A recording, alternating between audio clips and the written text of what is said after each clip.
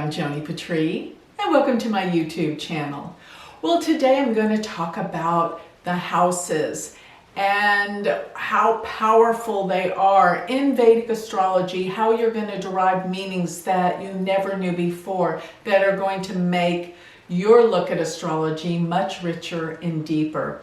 So I wanted to start today with the 7th house, but before I do, I wanted to point out that everything I'm referring to is from this book. It's one of my favorite books that I've written. It's called Astrology, the Divine Order of the Universe. It's about houses and how they relate to one another. The Bhavam, the derivative house system, the signs and planets. It's all about numbers. Remember, all of this is mathematical. This is a science.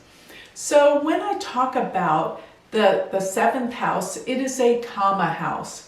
And in Vedic astrology, the Kama houses are actually the houses of desire.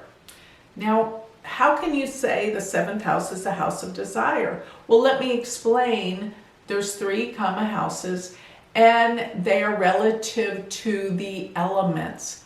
So the signs. So let's start with the first Kama house, which the first Kama house is house 3.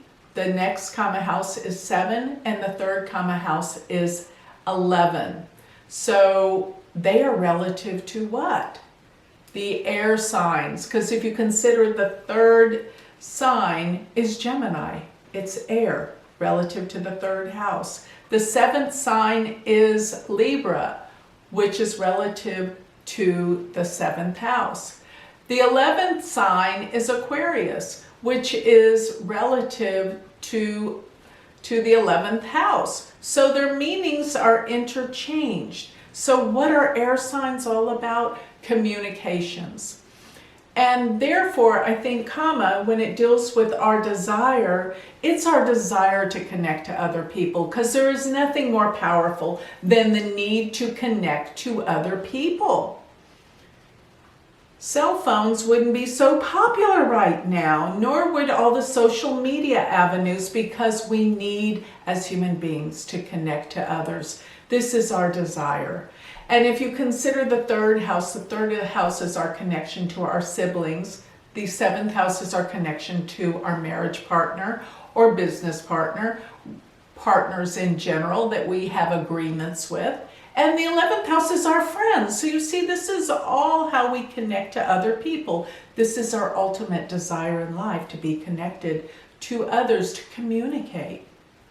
So the 7th house is the house that deals with relationships, serious relationships, or marriage.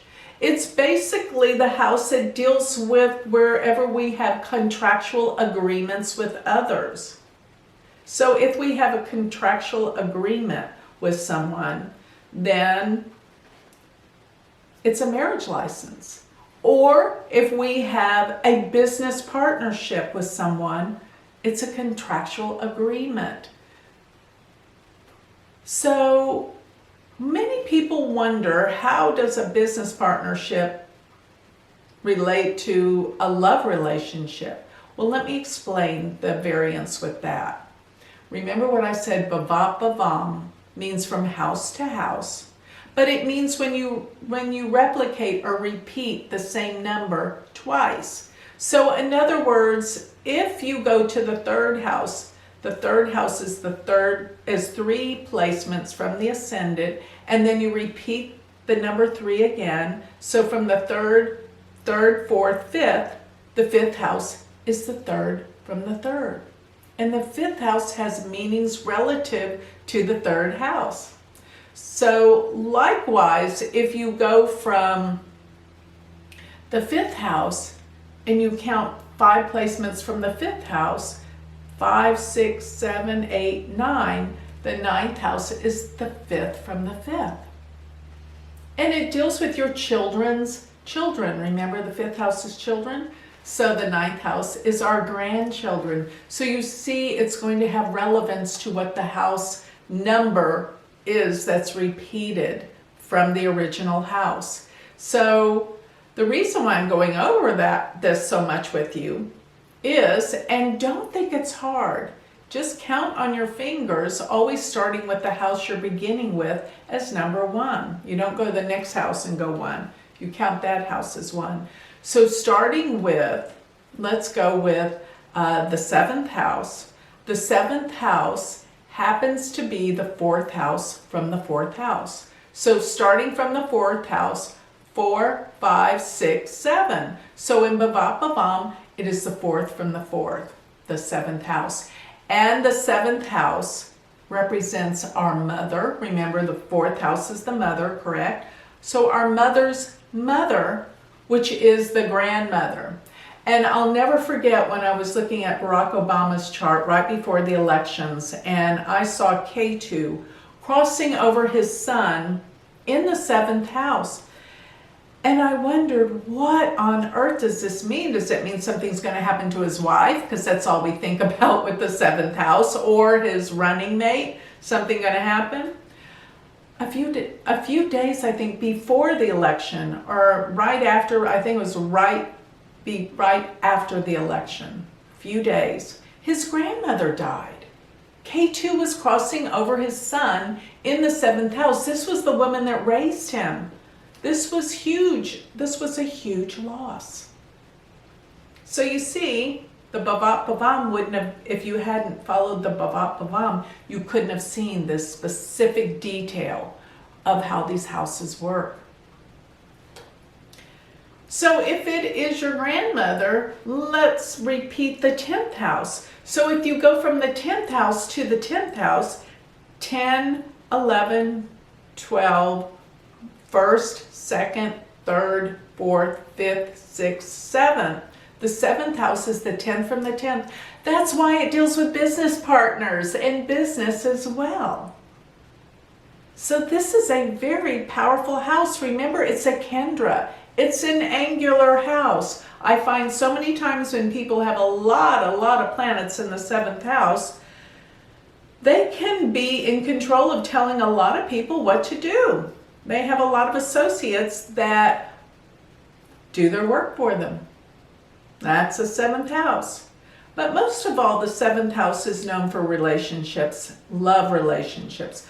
But it's serious. Whereas the 5th house can deal with dating, the 7th house deals with love, serious love relationships. So if you've been with somebody for a very long time, even though you're not married, this can be the 7th house. So I love the 7th house because it deals with listening in terms of communications. And this is how we have to learn how to make relationships work. And I find it so interesting that the symbol for Libra, actually it's the half, it looks like the line with the half moon going over it. And what does that mean? That means the sun sets on the horizon in the 7th house. Because if you have a sun around the 7th house, you're born at sunset. And we lose ourselves into others as in a relationship. That is us going towards uniting with someone else.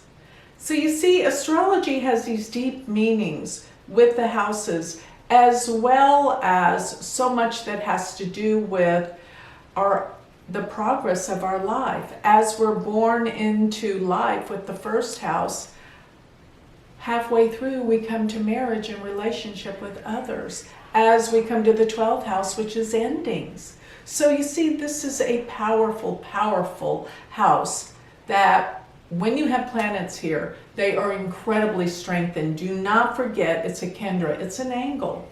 And planets that rule this house will bring in great power, and power through others and yourself in the way that you relate. So never forget all of the attributes of the 7th house: love, business, relationships, contractual agreements, expectations we have for others. This is all in terms of what the 7th house is all about.